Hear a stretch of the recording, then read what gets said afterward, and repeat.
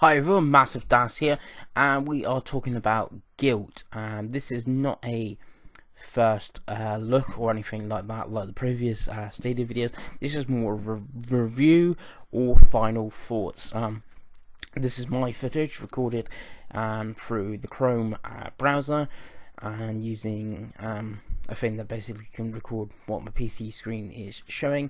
Again, like previous videos recently, no sound because I have the sound issues, but my solution for the problem may have come, so maybe see another video tonight, maybe even some live streams going forward of Stadia stuff, maybe even Vita stuff because of Vita TV, and maybe PS3 and other consoles as well going forward, except some of the other consoles are easier to stream and stuff like that. But I'm going off topic. I started a new game of this, so this is from the beginning, so maybe slight spoilers, but there's videos even like IGN and stuff, like first 10 minutes or whatever, and it just sets up the basic story. But maybe I should have left my save, because you can continue after you save and look for collectibles, so I could have recorded some footage of me looking for collectibles.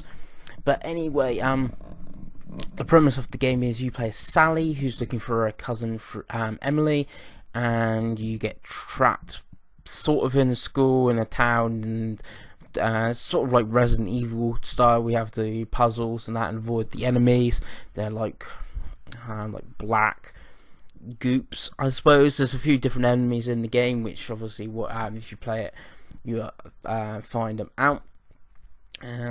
So then I also think it maybe it's like a slightly darker Luigi's Mansion or slightly lighter Alan Wake, because you use a torch, which I pick up in this. I pick up the basic torch, you get upgraded stuff on that, and then Sally just heals then using an inhaler, which is kind of neat and different for healing.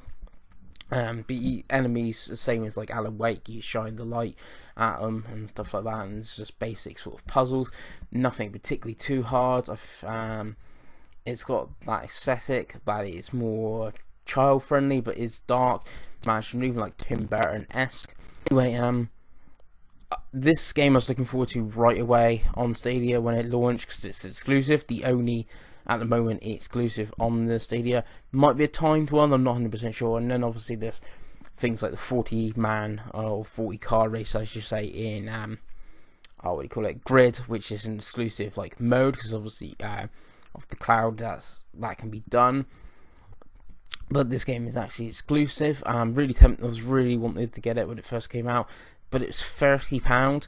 I can kind of understand why it's 30 quid. The install base of the Stadia is not huge. Obviously, it's only going to get bigger when it launches for everyone. So you can play like I am with Chrome now, and I'm using an Xbox controller, stuff like that. But I can. It's not like it's on the PS4 of 106 million install base, where you could most probably sell it cheaper, sell more of them stuff. But the price did put me off, even though it was from Tequila Works. I liked their previous game, Rhyme. I think I might even have a video of that on here from the Switch, of a review of that, so maybe go back and see, or if I can find it, I'll link it on here.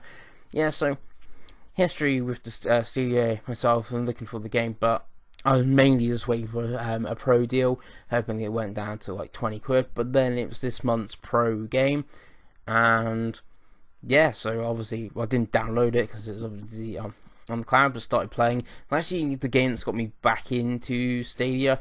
Obviously it's got Stadia at near launch. It was like a couple of weeks after, because I wanted to see how it was going, so I'm not a founder, so that's kind of annoying. I would like to have that little star on there.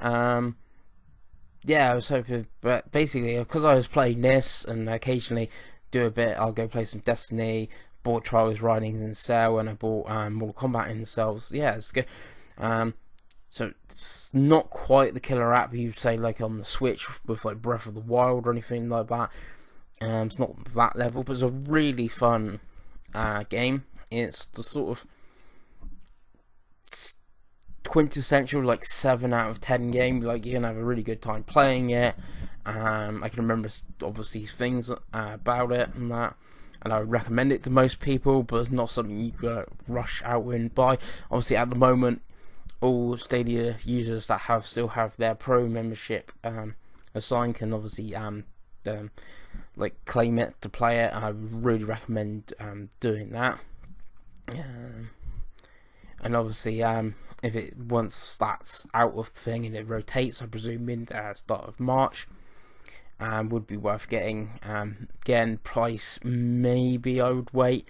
Not 100% sure if again 30 quid is a bit tad pricey. That's the only thing I can think, because it is kind of short. I'm gonna say it's like 5 or 6 hours.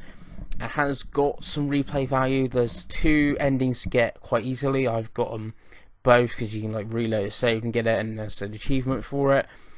Funnily enough, of achievements on Stadia, obviously the platform's quite new, but Exo Phase tracks them, and there's like 120 people have signed up on there.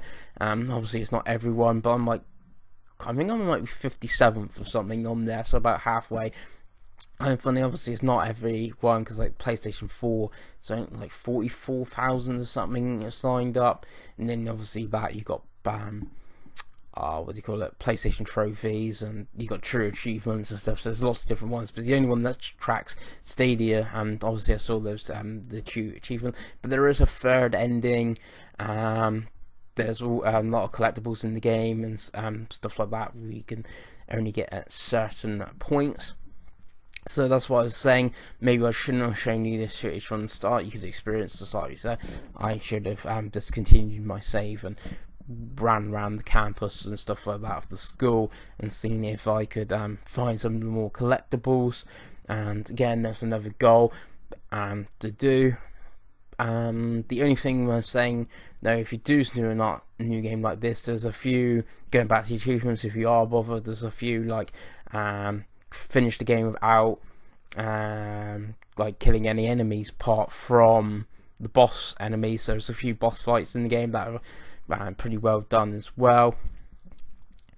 So there's a few achievements like that, and obviously you would have to sort of restart it. You just can't, like I said, continue a save, do the collectibles. There would still be missing achievements if you wanted all of them. So yeah, there is extra content past the 5 or 6 hours it would take to just finish what you call the story. The game is very story driven. You've seen the cutscenes as well. They're done in that sort of comic book style. Pretty good. There is a few in-ish game cutscenes with boss fights and stuff like that. Like the boss will appear, which is done in this style. So yeah, a few. Obviously this is just opening gate, but a lot of the puzzles are like that, and stuff is easy to spot. They'll have like these yellow bars and things like that. So it's, it's pretty straightforward and simple game, not too taxing or anything. You'd have to look up for a guide to figure out how to do the puzzles or anything like that. My stream went pretty well. You can see from here, so I didn't really have any problems. The camera went a bit funny.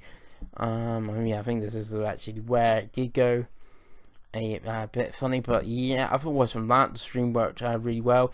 Kind of, if you watched the video yesterday for Mortal Kombat 11, stream did go pretty bad at one point there. Main connection went seemed to die almost. It was typical when I wanted to record all this footage. Yeah, but coming up to the end, I record you'll see where I record up to. I thought it was a good place to stop. Yeah, this is what I was saying about in-game cutscene. We haven't got the comic book style. We got the in-game one where obviously Sally has spotted Emily. There is that Emily. That's obviously your cousin who you're trying to find. So yeah, we got. Well, I was gonna say a simple puzzle, but it was not even a simple puzzle. Here, obviously at the start, it's really trying to get you going, to figure out. So obviously here we need to find the key, and a lot of the puzzles are like this, but obviously this one is pretty much go to the office. I go the wrong way here as well. Like I said, even though I finished the game, I got a bit lost here. Just obviously starting from scratch after 6 hours of playing or whatever. You do forget something. Some of the puzzles I would remember. So here we go. Like, no, I go down the wrong way as well. And there's little things like this, like creep around and like. Yeah, so this has been Gylt. This has been my thoughts on the game. Really good. If you've got a Stadia, I would really recommend getting this. Obviously, at the moment you can download it. I say download, and you can't download. You can claim it, I should say. Do that now before the game change out, or pick it up if you can. Later on, maybe, like I said, maybe wait for a pro deal, and that is what the enemy I said, and we will end the video there. Anyway, I've been masofdas. I'll see you again.